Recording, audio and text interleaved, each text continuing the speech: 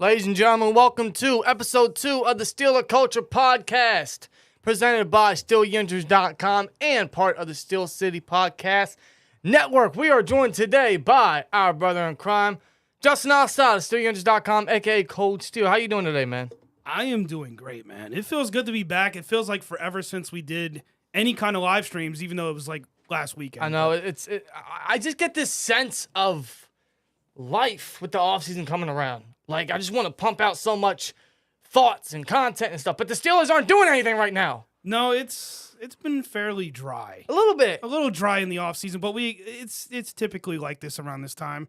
It's almost like the calm before the storm. Yeah, that's a good way to put it. Well, what kind of storm could the Steelers be brewing when it comes to free agency? As the new league year begins March 15th. I like that transition. Very clever. I like that transition. Yeah, you like that, don't you? Very clever. Yeah, well, today we're going to talk about Omar Khan's NFL Combine interview where he answered a lot of concerns and questions regarding the Steelers. Nothing has been done yet from a roster aspect, from a cap aspect, but he gave you some answers and some clues of what could happen in the future and what they're targeting, which is pretty much the obvious, but a lot of it's it really gave us some structure for the Steelers offseason. So we're excited to talk about that. I think it was definitely one of the best just conferences that we've seen from a GM, specifically a Steelers GM. Now, granted, in the past we've had stuff like that, but this one was very informative. Some people argued that it wasn't, but maybe they weren't paying attention. See, I think that it was, because with the Steelers and especially the front office, you got to look for clues. But they're also not very shy to tell you what they're doing. I mean, especially Tomlin and company. They've made it obvious what they're doing. Especially the past 2 years when it came to Najee Harris and Kenny Pickett. Yes. Now, what they're doing this year, I don't know, man. Obviously, they're at the Combine now. They did a lot of their formal meetings. I'm not really buying much into that. Obviously, you can look at players that they talk to, Paris Johnson, Joey Porter, guys like that. They're doing their due diligence. The more important stuff is going to be who they bring in for visits and what pro days they go to. That's going to be the structure that really tells you what they're doing. That's going to be the full story. And I was going to say, too, in addition to that, like, that's always been the format, is looking at what they're looking at as far as, like you just said, pro days and stuff like that. Now, I know some people would push back and say, well, this is a new GM, whole new era, but I don't think the Steelers are going to remove themselves from some of those tactics, especially when Khan specifically, I mean, he was the understudy of the previous GM. Yes. Colbert. So it's not going to be too far different, in my opinion. No, it's not going to be nothing drastic. There's going to be certain things. He's going to have a certain touch in it. But nothing drastic is going to change, especially from the Steelers' drafting process and their scouting aspect. Nothing of that's going to change. No. From a roster aspect, we kind of already seen that under Khan. That's going to come in the coming weeks. We're going to talk about what he said, and obviously we're going to talk about the NFL Combine, which is closing today with the offensive line and the running backs, which we're watching right now. But look who's on the screen. Taylor Lewan. Yeah, Taylor's on the screen. For those of you who don't know, it's a guy that a lot of fans have been trying to recruit to the Steelers, which I've always considered a false rumor and a very bad idea. A very bad idea, and it's like it's catering to a specific crowd, and it's just not realistic, and nor is it wanted from majority of us. No, maybe 5 years ago, but not in today's NFL. Not with this Steelers team. No. And obviously today we're going to announce the winner of the Heath Miller signed mini helmet that we are giving away, because this is the prize for the first annual SteelTwins Swear Jar, which is going to be a year-long thing. Last year we did it from preseason to Super Bowl, and the Swear Jar is already being collected. There's stuff already being added to it, and that's going to remain the same until the end of next year's Super Bowl. And it's going to keep reoccurring, and hopefully we can get a bigger prize every single year. But this year we went something we haven't done, which was a signed mini helmet. And it had to be Heath, especially with how much we got in the Swear Jar. So yeah, the winner will be announced today. So look forward to that. If you guys entered, good luck. Appreciate all your guys' entries. And, yeah, can't wait to get this shipped out ASAP too. Yeah, just stay tuned, man. One lucky winner. We will announce this once we get into the discussions, which we might as well start now. Let's talk about Omar Khan. Yeah, I think it's a good way to get this episode started, because it's been one of the biggest topics of the week. And honestly, maybe it's just because there hasn't been a lot of, news. I just feel like this was a relieving situation to get something, anything. Yeah. And again, I think Khan nailed it in regards to not just content, but giving us a lot of insight if you're able to read between the lines. Yes. Which one of them was Mitch Trubisky. This really told the tale for his future because we even made a little video and a post on Steel Yenders about like what happens to Mitch. Obviously, his cap hit is $8 million or $10 million this year. They could save $8 million cutting him. Well, Omar Khan has pretty much announced that Mitch Trubisky is here to stay, and he actually wants Mitch for the long haul as a backup to Kenny because he actually gave Mitch a lot of praise since coming into the Steelers organization. Like a lot. He said he's been awesome since coming in day one. He's been awesome with learning the system, with the coaches, working with Kenny, which he's been doing all offseason, which is great. So Khan is in love with what Mitch is doing, and I don't know, it seems like Mitch is already adapting a leadership and a mentor role and a backup role, which obviously, if you look at Mitch now, that's all he's going to be for the rest of his career. He's not going to start anywhere else if he were to leave right now. So his best chance is to remain a backup, and Khan wants to keep him. Mitch has said, or Khan has said, Mitch has been awesome since the day he got here. How he's been with Kenny has been great. I want Mitch around. That's what he said about Mitch. He gave him a lot of praise. So, like it or not, Mitch is here to stay, and he will be the backup. The question is, what will be the price tag for Mitch? Right, and I think what they're going to end up doing is just extending him and finding a way to spread that money out. Yeah. I know a lot of people aren't happy about this, and it might even shock some people because going into the combine, prior to all this, a lot of the thinking was they were going to release him to free up that cap space and maybe look for another veteran to come in and back up Pickett. Yeah. Especially when you think about Mitch wasn't really, maybe I'm wrong, but he didn't really come off as somebody that was too happy about this situation. Yeah, not initially, especially with his previous comments about he wished he didn't jump the gun at the first day of free agency last year, which wasn't a shot to Steelers. It's just, he wished he weighed all his options. Now it seems like he's adapting his current role. Right.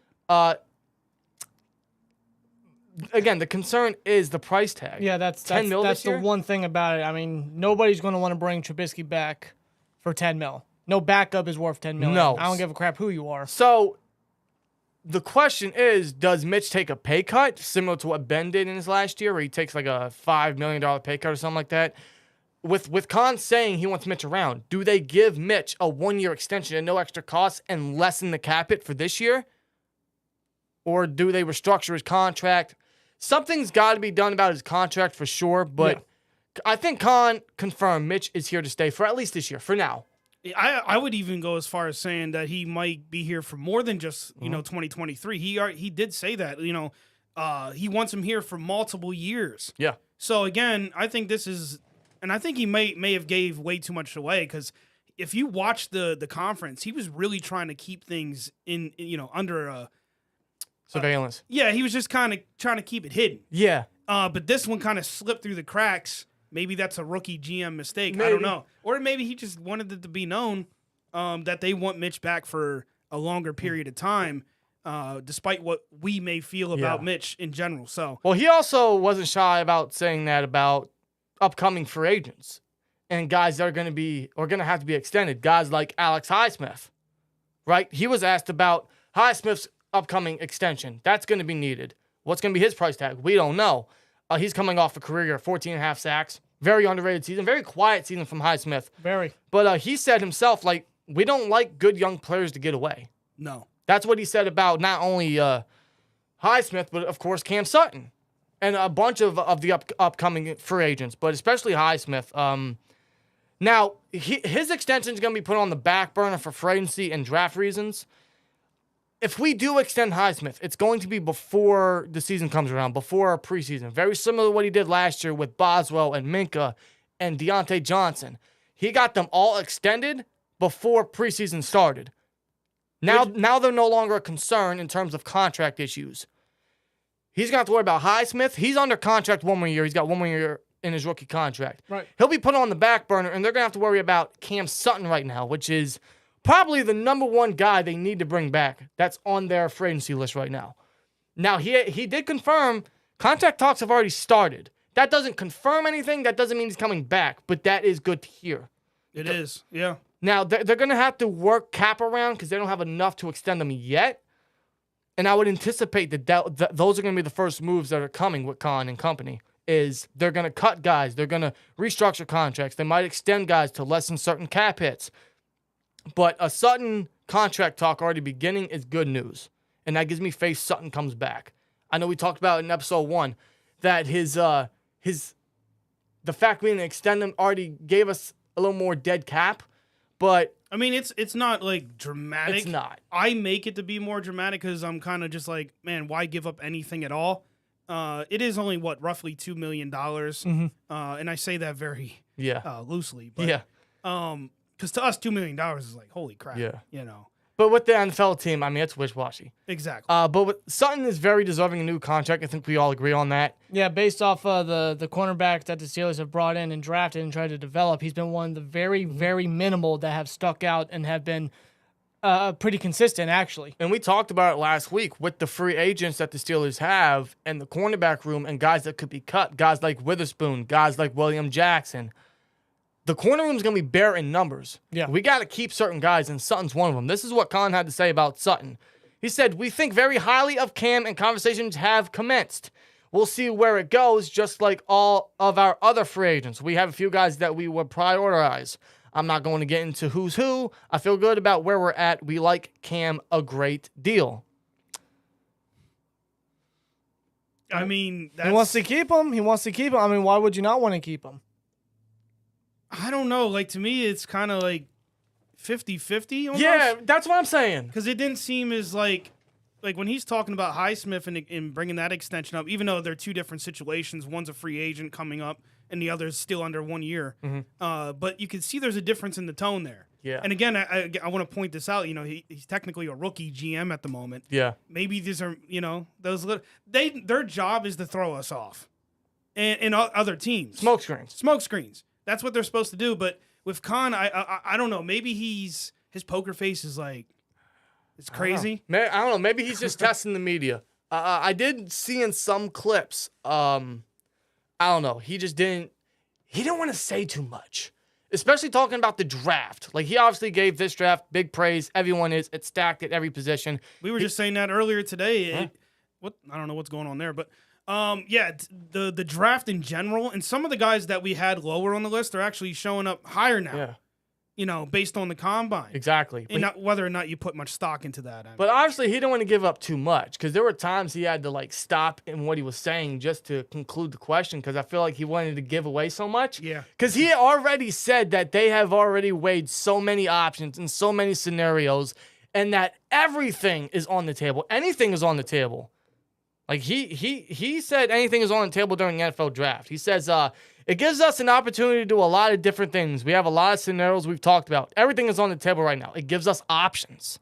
So keep all options on the table. And honestly, man, don't rule anything out with Khan and company in this front office. No, I'm not. And this is for everybody. You know, for those of you that want Addison, it's possible. Very. For those of us that want offensive line, whether it's a left tackle or, you know, anybody, honestly. Yeah. Keep that in mind. That could happen. Joey Porter Jr., which his name is really starting to pop up now this week with the combine and stuff. That's possible. Anything is possible this year, and it's one of the rare years where it's hard to predict the first round. It really is. What I will say, I'm not going to close the door on anything outside of obviously quarterback and running back. I'm not going to close the door on anything else. There could be a point where they might go best player available. They have enough picks to do it. There could be scenarios where guys aren't there and they go best player available at any spot. Don't rule anything. If there's certain guys are gone, they could trade back. They could trade. Anything is on the table with this front office, man. So he really let that be known that there's a lot to offer here in terms of where they have what they have in picks and how stacked this draft is and what other teams need. And like, he's really open to a lot of things, and I think Steelers Nation should be as well. So don't rule anything out, especially when it comes to he even confirmed this. He said Andy Waddle will help set the draft board, which was exactly his job in Philadelphia. He did not make the picks, but his scouting and he set the draft boards. Obviously, guys like Jeffrey Lurie and Harry Roseman and the head coach, they made those picks, and they made very good picks. You see what the Eagles are. You see how stacked they are, especially in the trenches. I think we can trust Waddle to set a great draft board. Yeah. Yeah, I think what his track record in Philadelphia just speaks volumes, especially now. Now, granted, when he was in Philly and you were looking at those rosters, a lot like with Jalen Hurts, a lot of people were like, nah, this guy's not it. But, of course, now they went to a Super Bowl, and we seen how that turned out, unfortunately, for them. But the point is they made it to a Super Bowl. Yes. They made it back to a Super Bowl, and it's all because of what he was able to do from a draft board. Yes. And now he's a part of this team. You know, with what we got already, him adding some pieces in there, and again, you just mentioned it, it's going to come down to Tomlin and company to make the actual picks. Yeah. But I like where this could be heading in the next maybe 3 to 4 years. Yes. The Steelers could be back on top. So He did mention Waddle will set the draft board, but Tomlin, Khan, and Rooney will make the draft picks. He did confirm that. So trust Khan, trust Tomlin, trust Rooney all you will. Okay, that's all up in the air. That's all question marks. So we'll see. I mean, think of how you want with those guys making the picks. Think of Art Rooney II how you will. Think of Tomlin and his evaluation as much as you want. Right? Trust them if you will. And don't forget the totality of everything. No, but those three will make the picks. Okay? Waddle will not, but he will set the draft board. Of course, so will Danny Colbert. Obviously, Kevin's son, Mark Sadowski, he will as well. So, I mean, he said the way I'm doing it, Andy is in charge of putting the board together. He's going to have a lot of influence with Mark Sadowski and Danny Colbert, who are a big part of it. And obviously, Coach and I are involved. Coach, Art, and I will make sure to get together and make a Steelers decision. Again, trust them if you will. Trust them as much as you want, which may be low, especially with Art making the picks. We've seen in the past, we passed on certain guys, and I'm not afraid to say this. This is not including last year, okay? This is not including last year. Last year's draft's looking great, and I love the potential of it. A couple years before that, I'm not going to lie, it set us back a couple years. Let's be honest. it does make me wonder because you just brought it up. And I don't think a lot of people notice that the impact Art has on these decisions. He does. Does some of these mistakes fall on him because you look at when his father unfortunately passed, and you look at the timing of all of this. It's an interesting thing to think about. Let's dig some prior history up, right? Because who was it? I think it was it Colbert? No, I'm sorry, it was Ben. Excuse me, it was Ben. It was Ben Roethlisberger that confirmed that. Love you, Ben. That Colbert and Tomlin were willing to let him walk, to not extend him, to just. They were willing to move on. They were Exactly. they were ready for the next genre, the next era at quarterback. Obviously, the guy that made the top decision and the guy that has the final say is Art Rooney II. He was not willing to let Ben go, and Ben came back. Love you, Ben. Yeah. So, yes, he's going to have final say.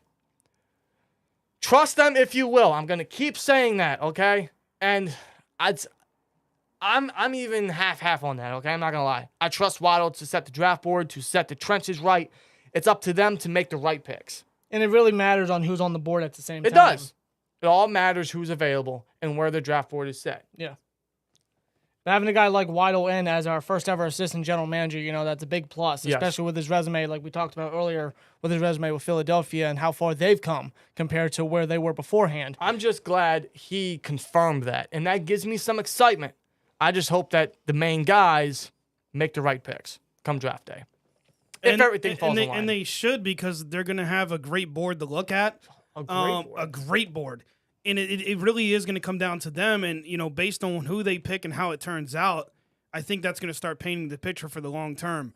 If they pick the right guys, we're talking, like I just said, the next few years, this team could be back to being not only playoff caliber, but maybe even getting back to a Super Bowl. I know a lot of people doubt that. We have ourselves. Yes. Everyone knows that. We've been very critical of this team over the years, but this offseason's huge. I said it last year, but I feel like now we're in this position after what we just witnessed in 2022. This one feels even bigger. The reason being is because Kenny's in a contract year. Exactly. And he showed so much progression in the second half of the season, as did everybody, but that doesn't mean run it all back.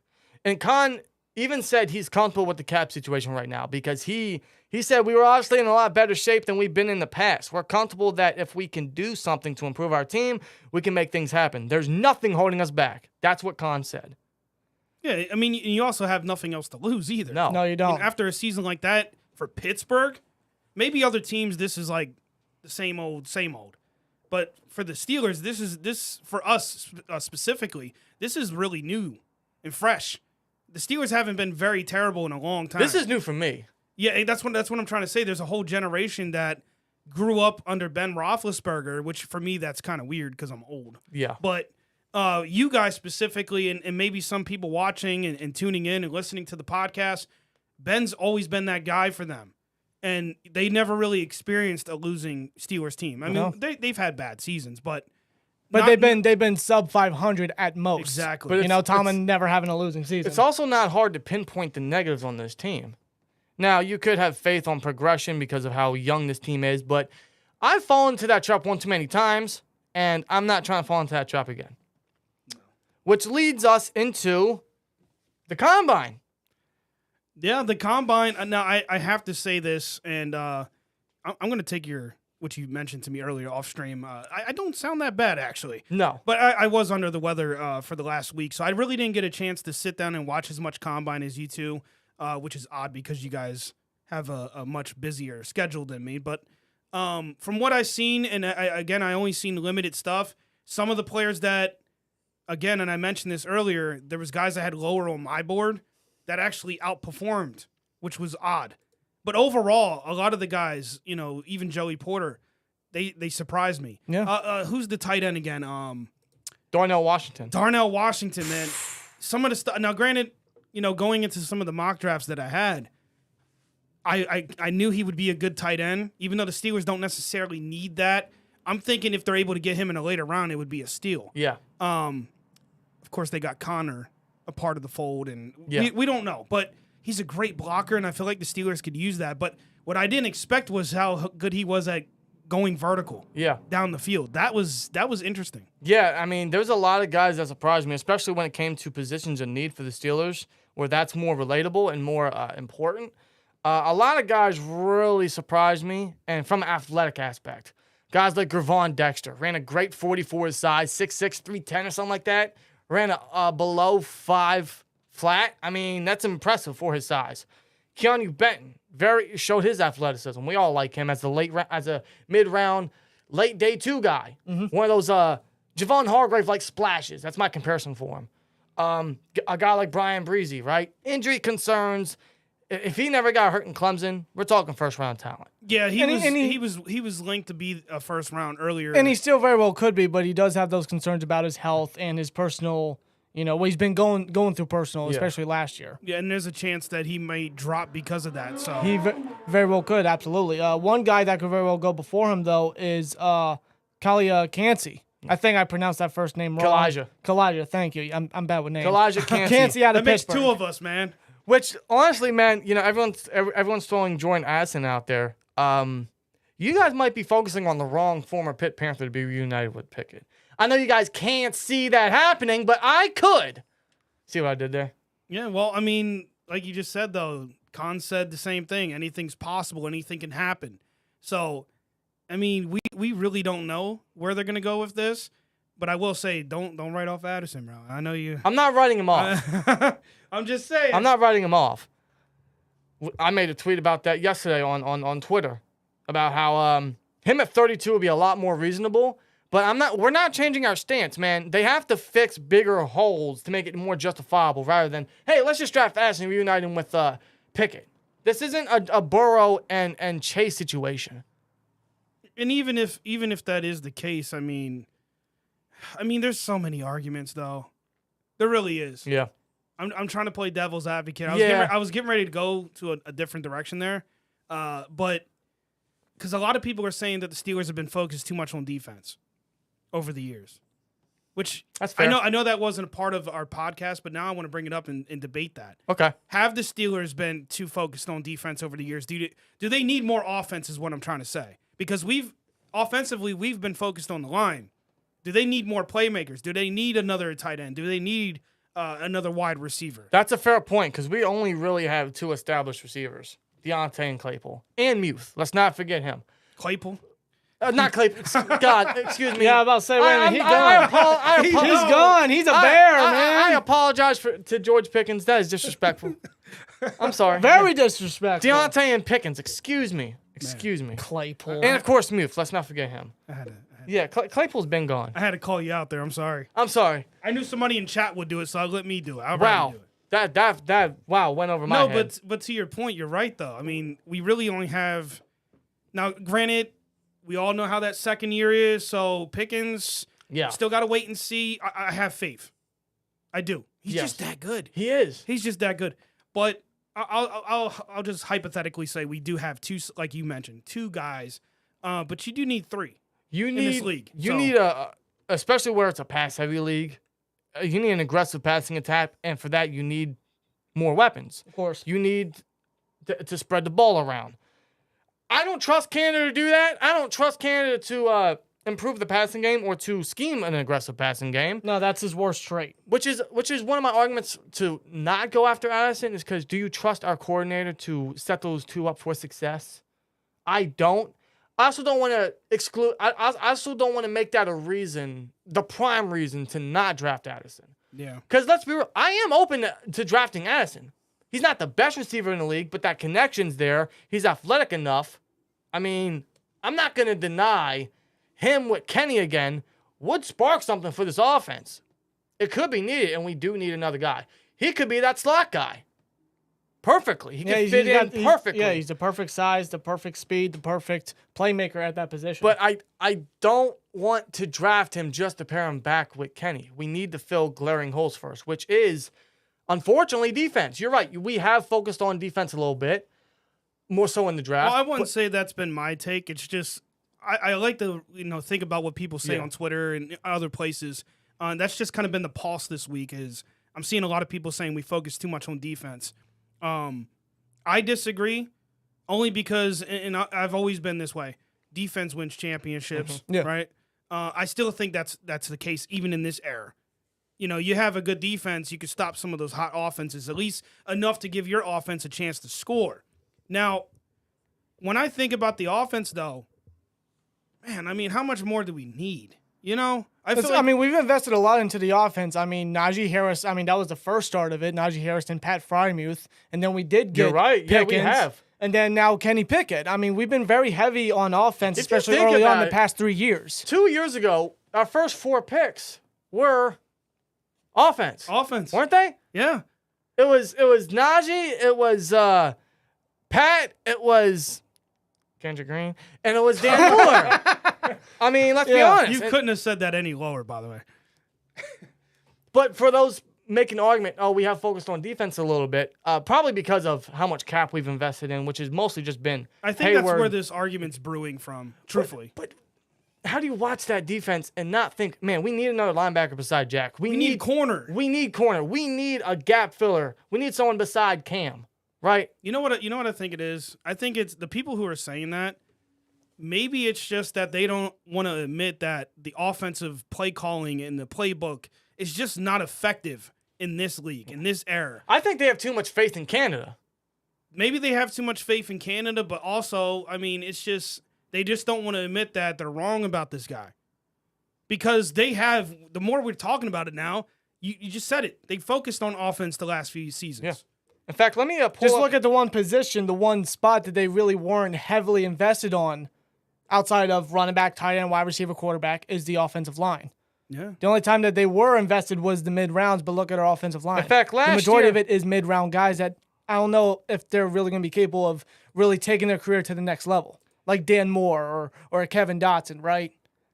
This is why me and Dan are very vocal of, going O-line very early on in the draft. Or even looking at one in free agency, specifically guard. I love that the three of us have kept our stance. Mm-hmm. We're witnessing people going back and forth with. In fact, to continue on the argument of we focused too much on defense in the draft, which I don't know who's saying that, but if you are, last year we went Pickens, then we went Leal, and then we went right back to offense with Calvin Austin, then Conor Hayward, then Mark Robinson, then Olajuwon. We only drafted 2 defensive guys last year. Yeah. I feel like the offense, I agree. We could use an extra target for Kenny. You can always use power in the offense, but how much more do we need? Because we saw last year, again, people can make arguments all they want about both sides of the ball there. The offense struggled whether you like it or not, whether you want to admit it or not. You could just go look at last year. Go watch the film. Go look at the stats. Go look at the scores. Everything across the board was just not up to standard. I'm also tired of selecting receivers so early so often. Think of the past few years, right? Claypool, gone. Washington, gone. Juju, gone. We got Pickens. We got... Is he next? I hope not. We got Pickens. We got Deontay. Day two picks, right? Let's pick up someone for agency. We need a veteran aspect. A veteran slot guy, in my honest opinion. A guy that's capable in that position, that has leadership, to which I feel like the wide receiver group desperately need. We haven't had that since Hines Ward. And our people, and this actually ties in with what Khan was talking about during his press, people are forgetting about a specific receiver already on the roster that unfortunately didn't get a chance. Yeah. Calvin Austin. Yeah. We haven't seen what he's capable of doing, and Khan spoke very highly of him. He did. During the press conference. So I don't know how much more we really need. And I'm investing a lot into Conor Hayward. Yeah. I think he'd be a great rotational piece because he's versatile and can play anywhere. He's a sleeper. Yes. He's a Hayward. Let me just put it that way. Well, let's not forget about the undrafted free agent last year in Jalen Warren. He broke out as a number 2. Took Benny Snell's freaking spot. Yeah. The guy was lights out, man. I became a fan of his. So talking about it now and the offensive weapons that we have, it's like, do we really need to add another piece? But then again, you look at who's controlling the offense and Matt Canada. It's like, how is this offense ranked one of the worst with all that talent and all that upside? That's why I keep saying I don't think we're as desperate as many people are putting out to be. I agree we could use a little more firepower, but I think some of that falls on the coaching as well. Oh, for sure. And, of course, Kenny's progression. I'm excited for that. We all are. But we really need to focus on mostly the offensive line and then the front 7 and possibly corner because, like we said, numbers could be bare. Sutton, Pierre, William Jackson, and what's his name? Witherspoon could all be gone. And then you're talking, who's your corners? Wallace. That's it. Wallace and Millette. We need to focus on mostly the upcoming free agents and the draft, which is, like you said, rich in those positions. And, again, going back to that argument, the Steelers' defense is the most expensive. How much more? They're the most expensive, sure. But that doesn't change the fact that they still have a lot of missing pieces on that defense, specifically middle linebacker and now cornerback because Cam Sutton, we don't know if he's coming back. No. And Bush is gone. He's good as gone. Jack should be back, and we don't have a number 2 beside him. Inside linebacker is so stacked, and one guy that really impressed me this combine athletically and is really rising in my draft board. How about Jack Campbell, man? Yeah, the big linebacker out of Iowa, man. Is he not a guy that I've been having an eye on? I was very iffy on him because of his athleticism, but he really kind of shut me up. Well, one of the downsides to him has been he's been labeled as an old school, almost not to bring him up, but a Ray Lewis type of, or Urlacher. Urlacher mostly. Well, both of them were just like those solid, strong, hard-hitting middle linebackers, whereas now the league is kind of shifting to these, Ryan Shazier type of guys that can move around and get back in coverage and stuff. So that's always been his rap coming into this draft. But like you just mentioned, maybe he's changing some of those opinions. He changed mine. He's a mix of old school with some new school. Like, I'm really liking Campbell. Another guy I was impressed with was Trenton Simpson, one of the faster 40s at his position. Yeah. Dan Henley, one of my sleepers in the mid-rounds. Dorian Williams from Tulane. Linebackers deep, man. Can't forget about, of course, probably arguably the number 1 linebacker in Drew Sanders. Yes. I mean, and especially defensive line. I mean, the guys we listed as well. So, of course, corner a couple days ago was great. Dude, corner is absolutely stacked.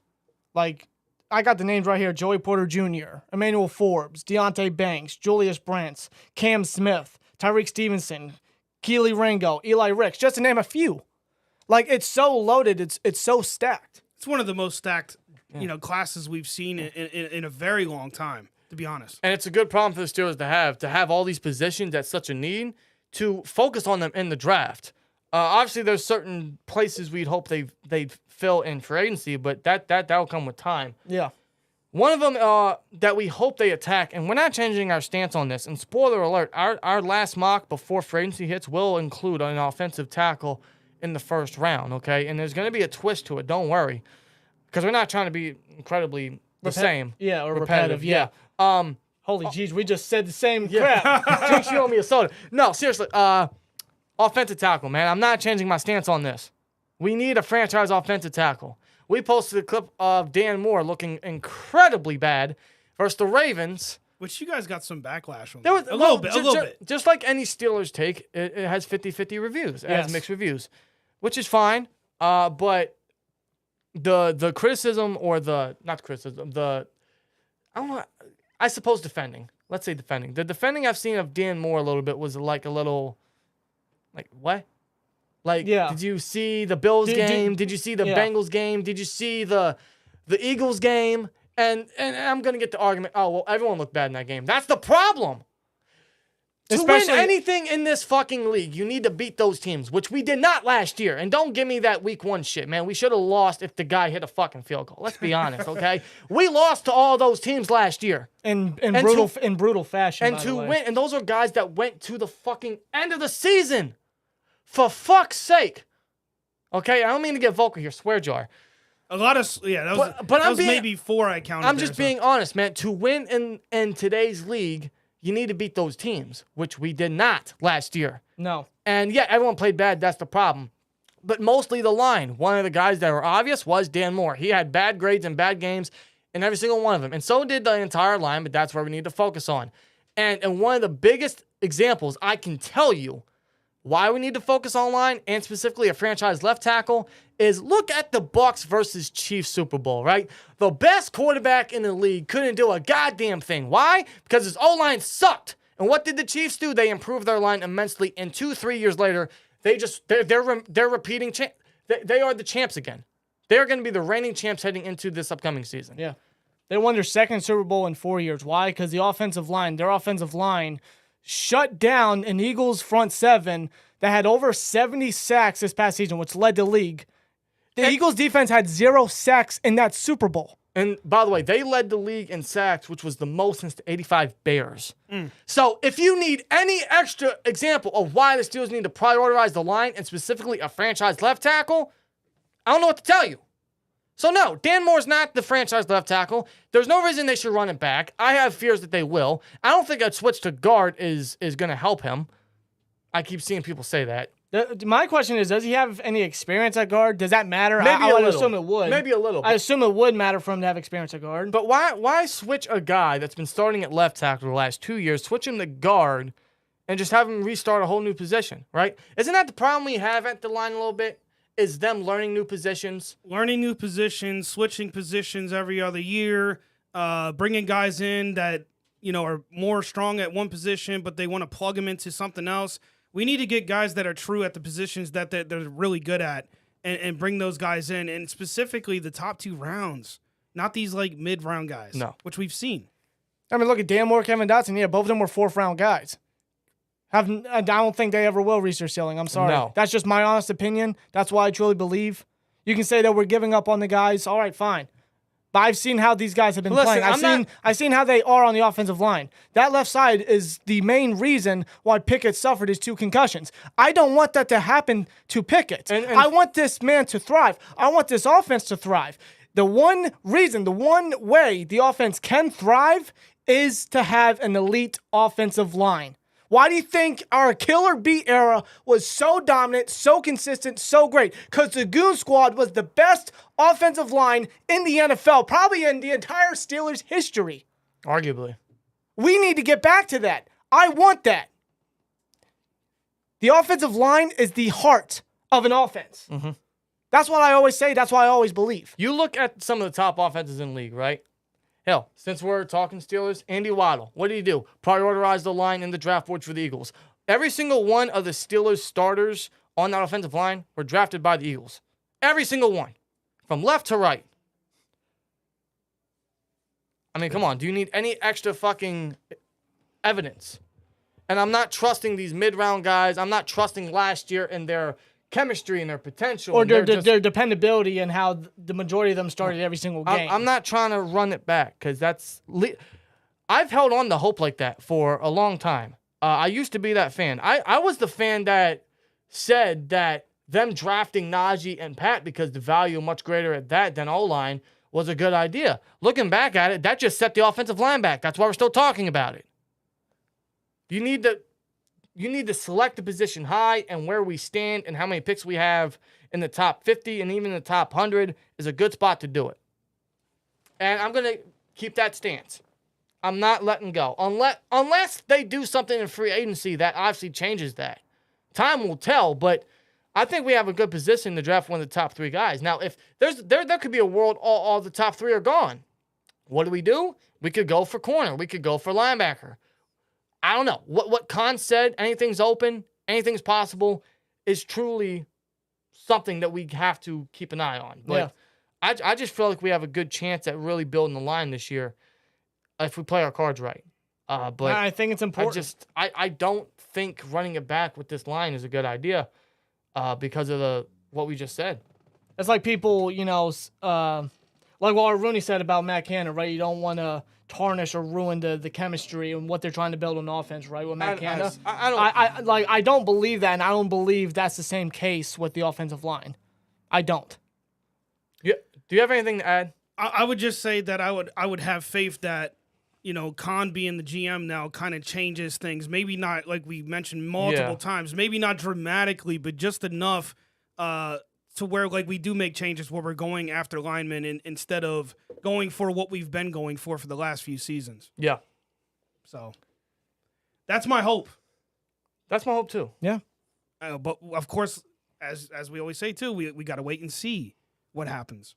Time is going to tell, and I'm hoping in the next couple of weeks we get a couple days actually, because the new league year comes in 10 days. Literally. So hopefully we get some news on what the Steelers are doing from a cap and contractual aspect and see what free agents we bring in so we can just kind of eliminate some of these questions and thoughts leading into the draft. But, we'll see. But from what we saw in the Combine, we really like a lot of the guys that we saw become just risers in their stock, and guys that we really like really just showcase themselves, and it's a good thing. But it's also a bad thing because we could be in a position where certain guys might not be there. Yeah. So, again, it's just anything is possible when it comes to the NFL draft. So, just keep your head open, keep your eyes open, keep your mind open to anything. But yeah, that's what the Steelers are doing. That's what Khan's doing. So that makes me a little excited because I want to see something different with him, but you never know. It's a different administration compared to Tomlin and Colbert, man. So they could have a different tone. They could have a different pathway they want to choose. I don't know. It's going to be interesting because this is their first true season where, they get to decide what they want to do. We shall see, man, yeah. For sure. Laura, I don't see Dan Moore as a guard either. I don't. I just don't think it's a good idea. I think he's good as a backup. He's shown he can fill in. But I think he's just a depth guy at the end of the day. That's his ceiling. Maybe we're wrong. Yeah, it's always possible. I would love for him to come out and in his third year be, a top tackle or be just improve, right? There's a chance they could keep the entire line. There's a chance Dotson is the left guard. There's a chance everyone remains, right? I don't think that's ideal, but there's a chance. I'm not ruling anything out. So I don't know, man. From what we've heard, it's just we're trying to read these guys, and it's really hard. All we got to do is see what they do.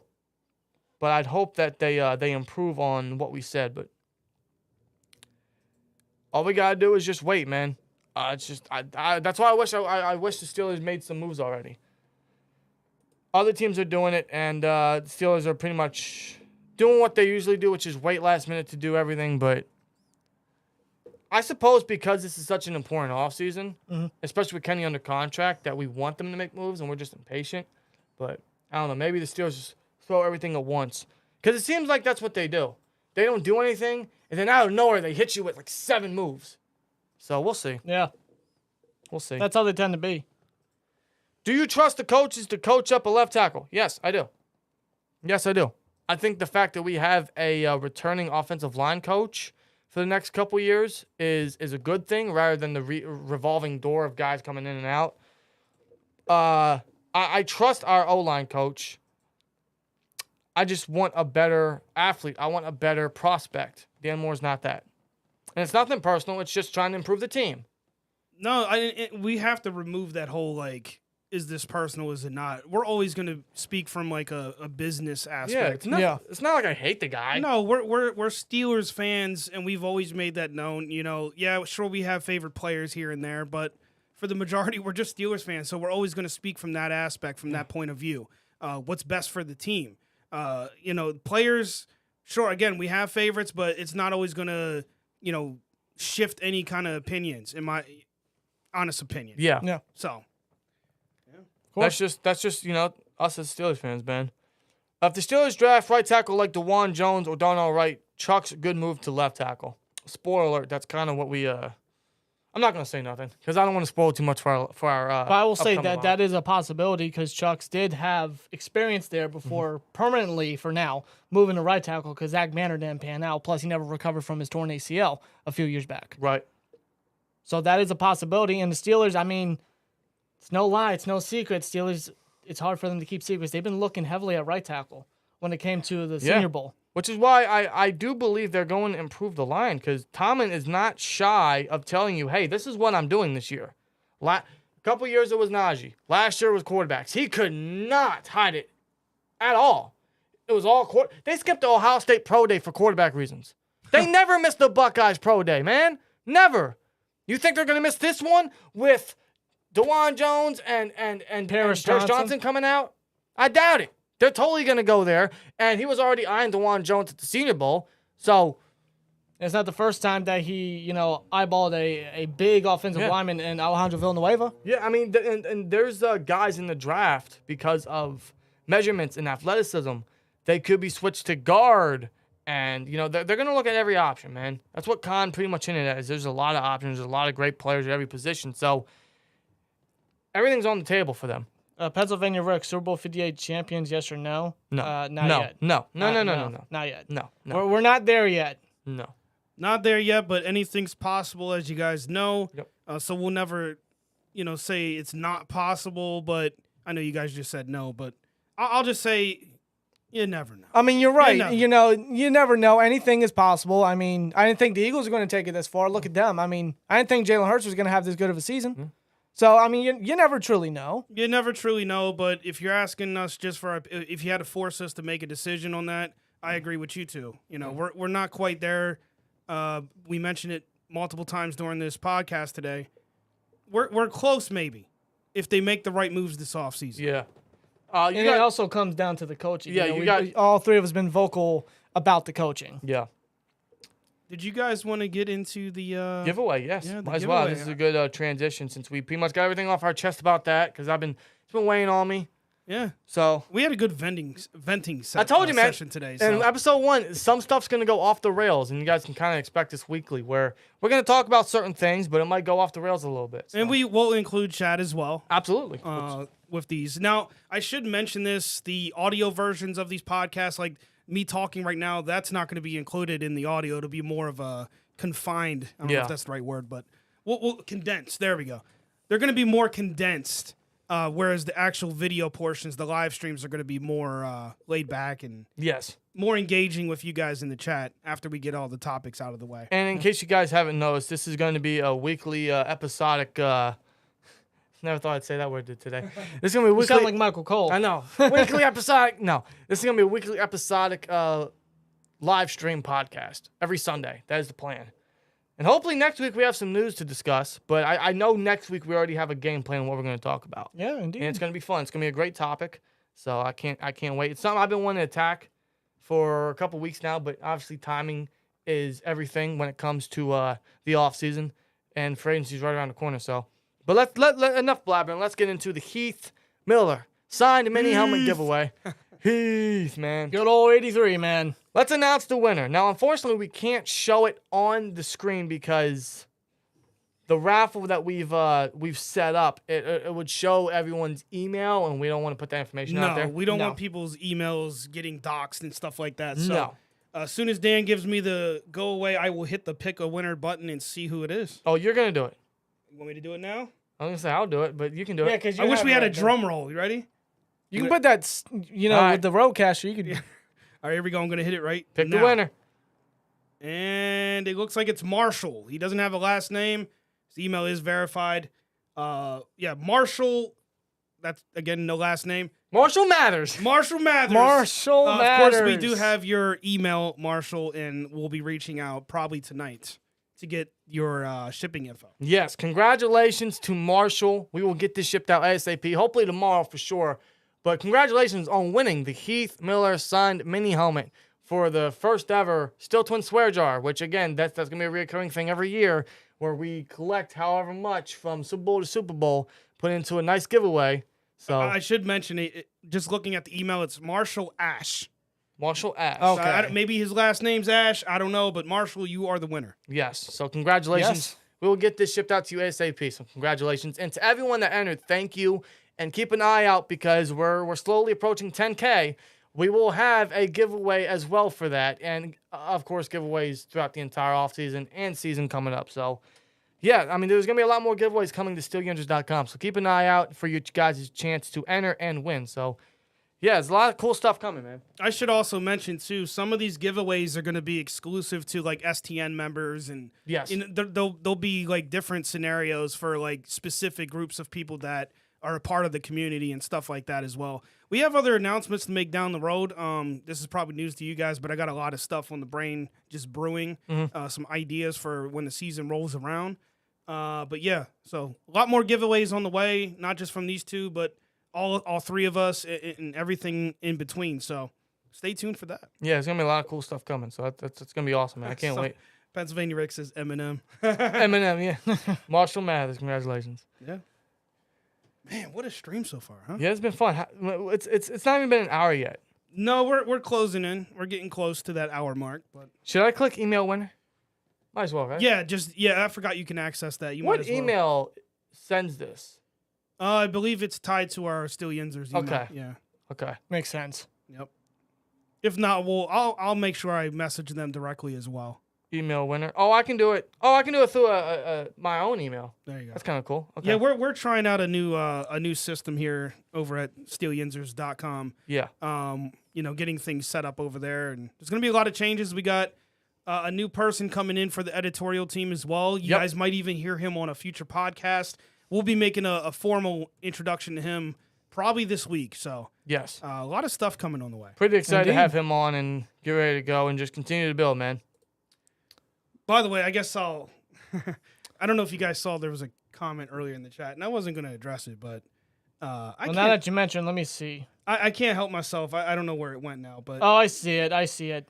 Yeah, I see it. I'm not going to obviously get upset about that, but I do want to just mention that no one's riding anybody's coattails. dude. No. Dude, you cannot be any more freaking wrong.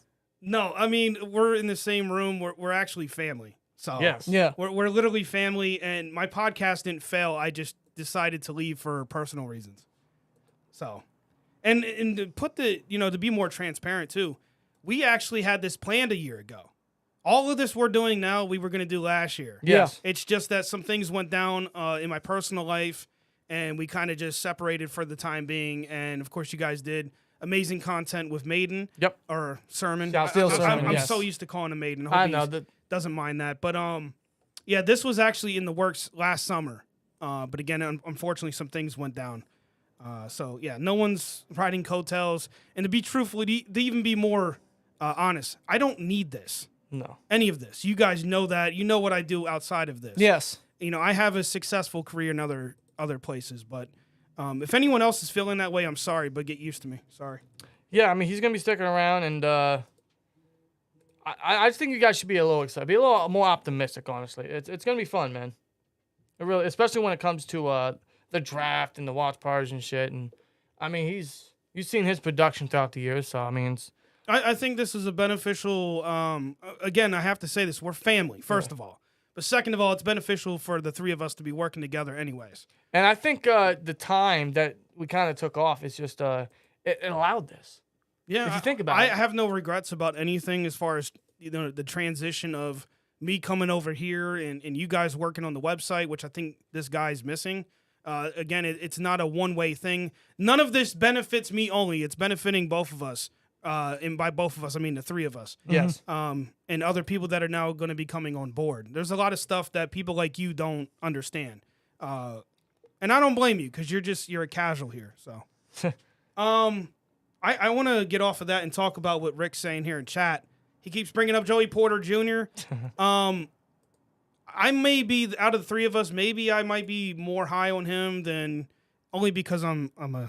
Yes, I mean, Peasy Sr. was your favorite player growing up. Favorite player growing up, which, by the way, shout out to you guys for the jersey a few Christmases ago. Yeah. Yeah, I'm really high on him. I really am. My only restraint with Joey Porter has been I feel like he would make a much better safety in the NFL just based on his arm length and, his body type and stuff like that. His play style, I feel like, kind of fits more like a safety. But who knows what happens with Edmunds, So That's going to be a video we have out this week. Yes. Is talking about Edmunds and just the whole safety situation because the Steelers have been vocal. Well, it's been rumored that the Steelers are looking to bring back DeMonte Casey at the same time. So, which I'd be more than open to bringing back Casey. I think he's a hell of a depth piece, even a starter caliber player. If Edmunds were to leave and maybe even go where his brother goes, wherever that could be, safety is an underrated topic and a bit of a question mark at this point. It's funny you mentioned that because coming into this offseason, it was a position that I really wasn't thinking about much. And neither was I. Neither was he. But but what Khan said, like I'm not ruling out safety because Edmunds could be gone, and obviously one of the biggest reasons for that is, and we might as well just get into it now, right? I'll just crop this and make it a separate video. Terrell Edmunds' future is just undetermined in Pittsburgh because obviously he's a free agent. His brother Tremaine is a free agent. This is a once-in-a-lifetime opportunity. There's a very good chance. I put it in a very high likelihood that wherever one goes, the other's going to go the same place. It is very, very rare for two brothers, not only drafted in the first round of the same year, but to be free agents at the same time. There's a chance they could go the same place. It's like lightning in a bottle almost, the two of them being free agents. And like you just mentioned, we have a very good chance here of getting both. Yeah. It's going to depend on some cap moves and roster changes and stuff like that. But if they're able to pull that off and still have a great draft and bring in a few other pieces here and there, they could literally, and this is based on the cap limitations, they could kind of cheap out on some other areas. But if they're able to get Edmunds in and then have a great draft, I'm happy. Yes. Because I'm at the point now where I'm not putting all my eggs in this basket of just this is the year.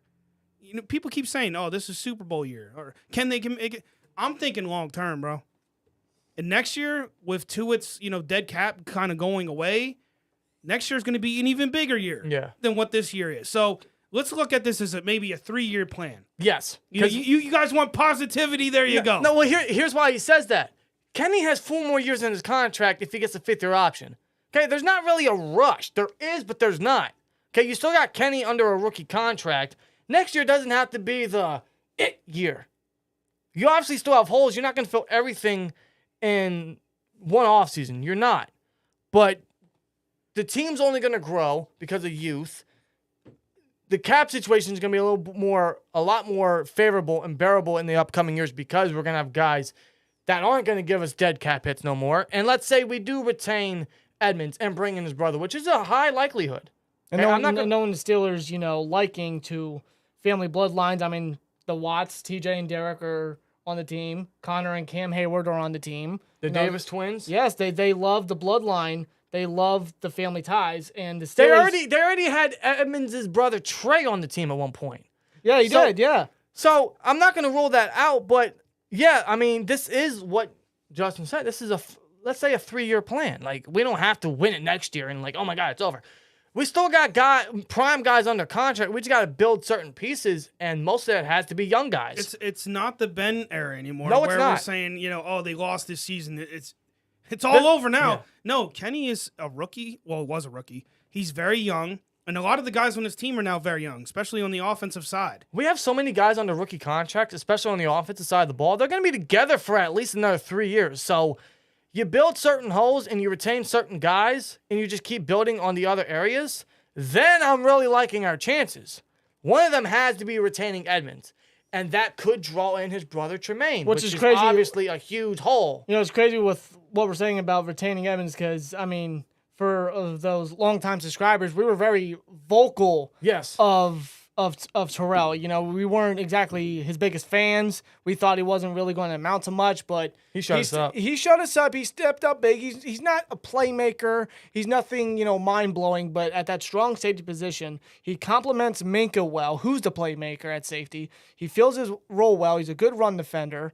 He does an excellent job at the safety position. And I think something that we can't afford to lose. No, otherwise safety's a hole, and most likely, obviously, middle linebackers just going to be an even bigger hole. So, Edmunds' future is really undetermined, especially with how many free agents we have and the cap situation we have. So, but that possibility of Tremaine or Terrell, whoever signs first, could recruit their brother to said team. Exactly. This is a once-in-a-lifetime opportunity for both of them. So, wherever Terrell goes, or wherever one goes, I have a feeling the other's going to go. But I hope that's in Pittsburgh. I don't want to rule that out, but I also don't want to rule out the fact, hey, he could be gone, and now safety is a hole. Safety is a need. Safety could be something we fill in free agency or the draft. So I don't want to eliminate that. I actually hope that's not the case, and we do fill 2 holes with one move, which would be great. Imagine that. It'd be amazing. And we got 2 young guys for the next couple years. Imagine that. But, of course, like you said, it's going to have to come down to cap. Which, and if anybody's looking for excitement, we're almost there. We're almost to the point where we're going to start seeing these moves. Yes. And specifically, it's going to be in the next week or so. Yeah, we're nearing that time. We're 10 days away from the deadline, the start of the new league year. And to give credit to Khan, man, he has worked his magic before, and he's already done it as a GM. He could make one hell of a splash if that's the case. He kind of did it last year with certain guys in free agency and guys he picked up or guys he extended before preseason. Even when the Steelers declined Edmunds' fifth-year option and got him back for a much cheaper fifth-year option. They've done some magic before, so maybe that's me being a little too optimistic, but I'd like to give these guys some credit. So hopefully that's the case. Yeah. Let us know your guys' thoughts, man. But that'd be awesome, wouldn't it? It would be amazing, just to be completely honest. And think of the Edmunds brothers how you want and how they've pretty much underwhelmed and haven't really lived up to their first round potential. And that's speaking for both guys, but I think they do their roles very well. Very well. And they're both still very young. Yeah.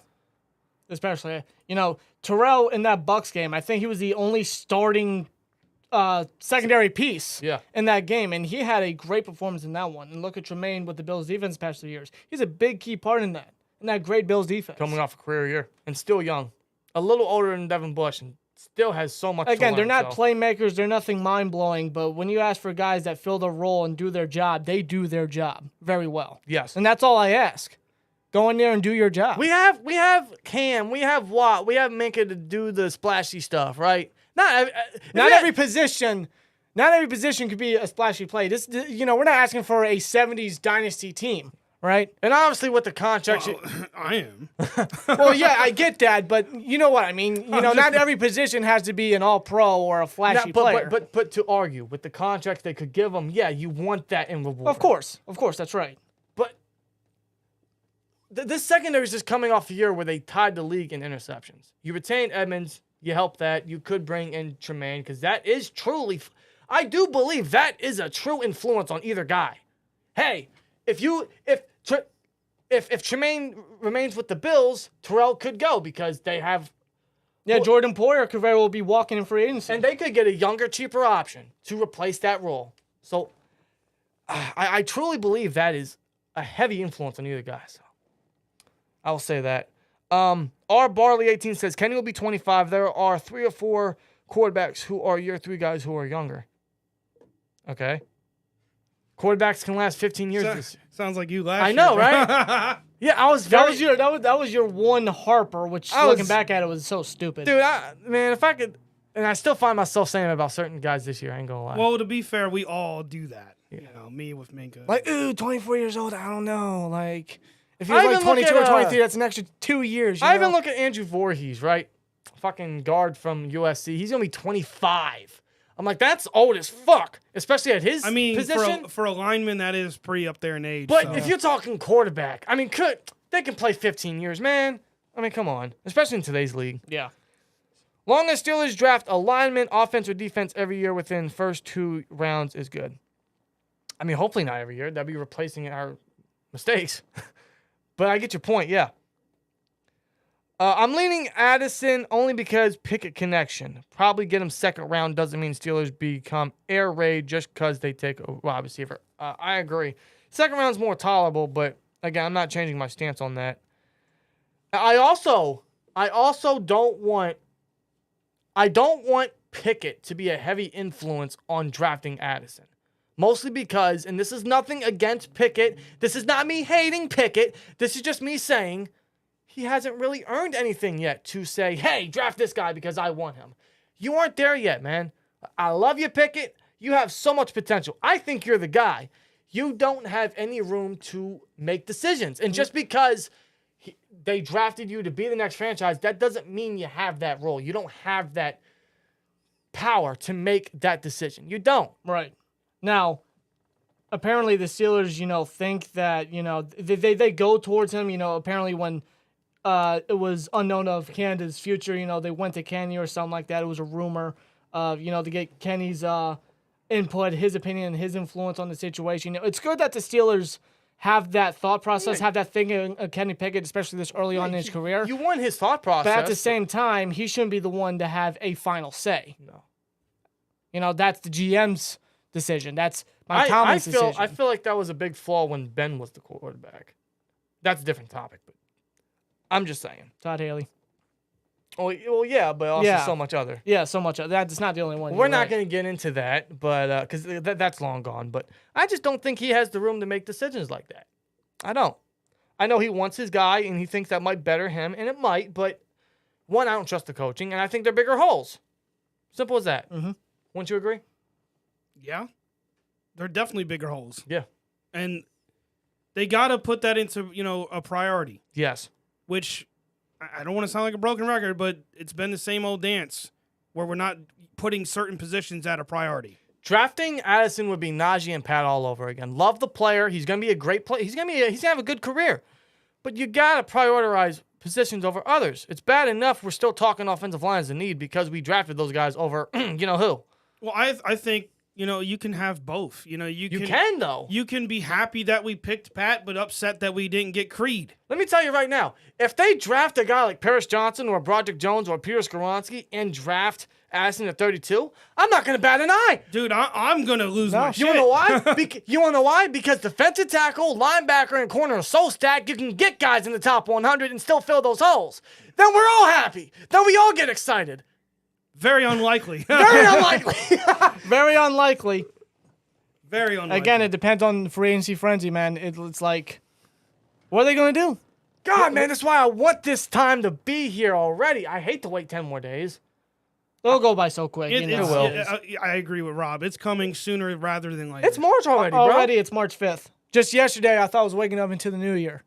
Just yesterday, I thought I was winning money on the Super Bowl. I mean, and now here we are. It's March. It's crazy. Next thing we know, it's going to be training camp. Next thing we know, we're talking Christmas. Let's not get too ahead of ourselves. Holy crap. The holiday season. Hey, State of the Steelers, what's up, bro? How you doing? Shout out to you, man. How you been, bro? He's in the chat. How you been, State of the Steelers? Hey, congratulations on that Cameron Hayward autographed jersey, bro. Yeah. He was the winner in that giveaway. Yeah, he was, man. Tell you guys, more giveaways are coming, man. It's going to be great. In fact, I'll just say this now. We're going to have a draft giveaway. Yes, we are. And I think, I'm not 100% sure. We'll get this figured out this week because it's coming. We might have the giveaway go up to draft night and do it during our big live stream. Yeah. Which, if you guys don't know, we're going to do our yearly live stream. Unfortunately, not from Pittsburgh this year, but the three of us are going to get together for draft night. We're going to be doing it live reactions. It's going to be fun. I'm going to have a bunch of Iron Cities on ice. We're going to probably have some other guests a part of this. Yep. And obviously, we'd love to have everyone in chat here that night. I think we're doing night 2 as well. Yes. Yes. 3 picks that day, as of now. Still, everything's on the table. That's great. Depending what happens day 3, I don't know. Maybe. I mean, I know it's gonna be long and exhausting. I think the only reason we didn't do it in the past is because we were in Pitt. We were, and we wanted to go enjoy ourselves. Yeah.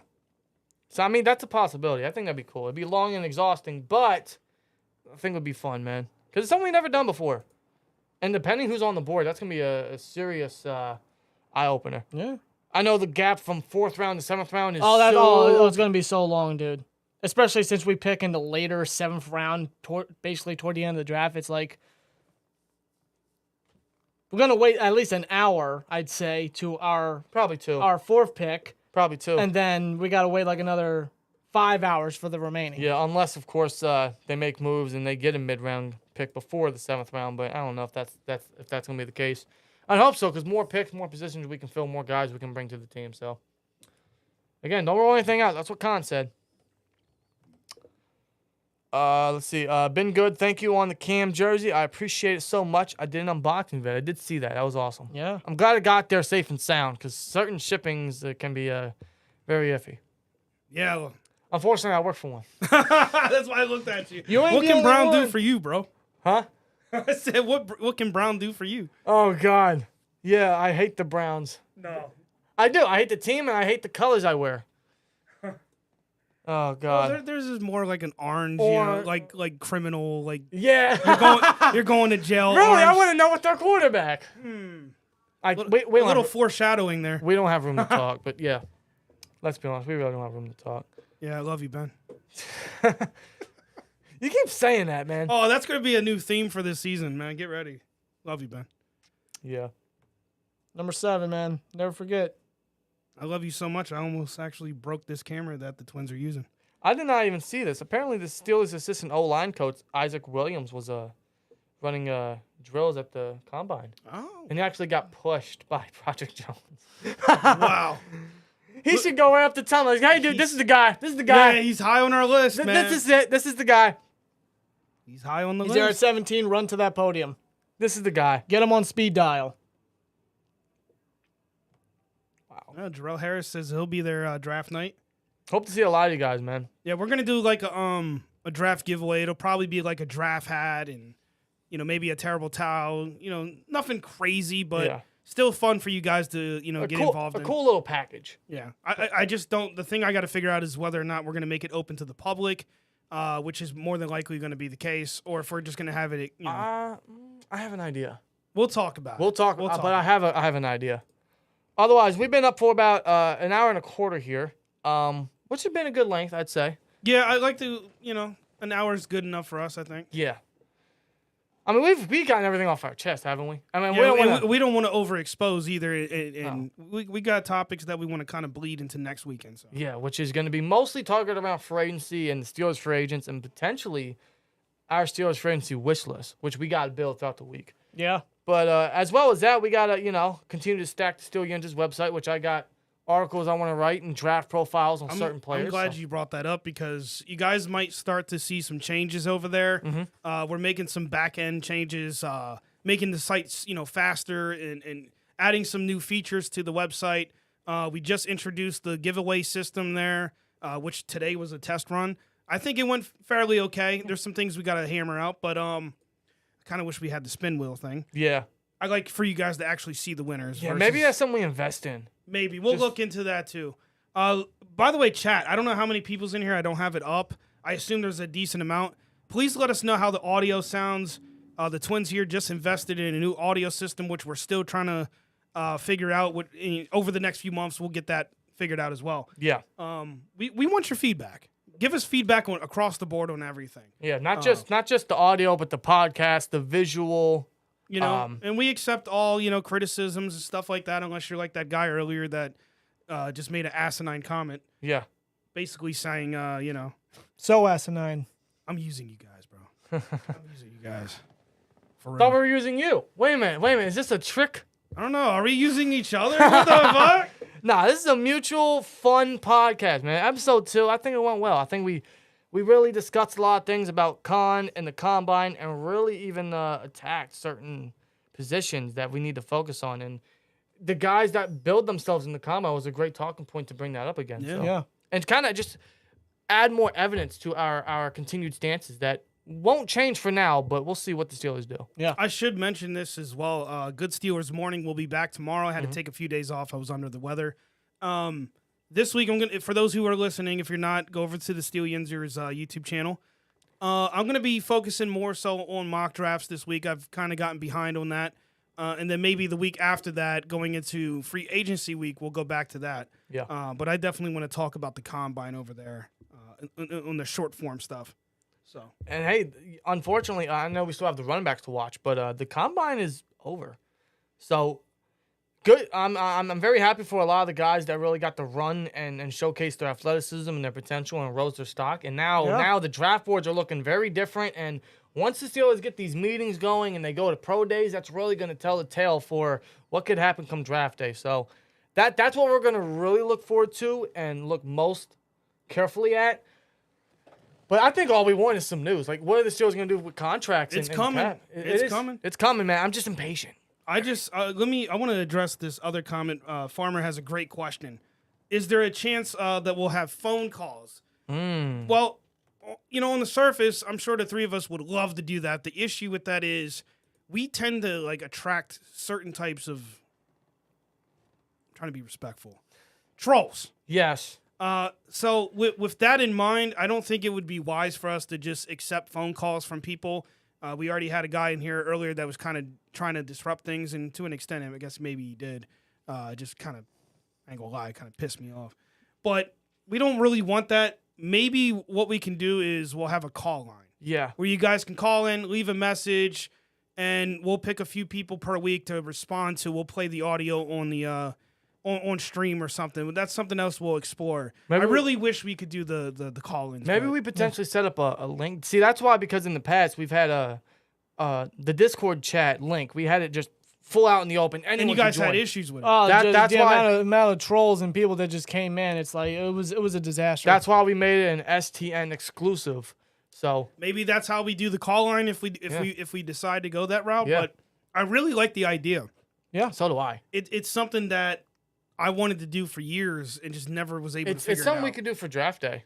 Maybe, yeah, because we've always had guests call in and on your channel, so maybe that is something we. I want to include the Discord chat a little more because they've been faithful, they've been active there. So I really want to let them on the channel a little bit and let off their feelings and stuff. So yeah, definitely something down the road we want to get that involved. Yeah. But that would be mostly exclusive for STN members, just to make it a little more, I suppose, I don't want to say private, but more exclusive. I think that's the better word. Yeah, exclusive, but also it would help filter some of the, the guys that come in here, try to disrupt things. And, exactly. And then they leave. Yeah. And, it wouldn't make sense to just let anybody call in and do those, because you know where it's going to go. Yeah, and last thing we need is something bad going down, some wrong things being said, and then boom, there's things you got to carefully approach. Yeah. I'll just put it that way. I wish, in the perfect world, it would be a beautiful thing. Yeah, but there's people out there that just are immature and don't want to live normal lives and just think it's fun to do stupid shit, so. Yeah, like we had a conversation earlier with a guy that we're bringing into the fold. It was just, it was great. Yeah. Great conversation, that's the kind of stuff that I enjoy, man. I'm just not interested in people that, want to disrupt things and say stupid shit. Last thing we need is a John Morant situation, so. A what? A John Morant. Oh, John, yeah. Yeah, we don't need any of those. Why'd you bring that up?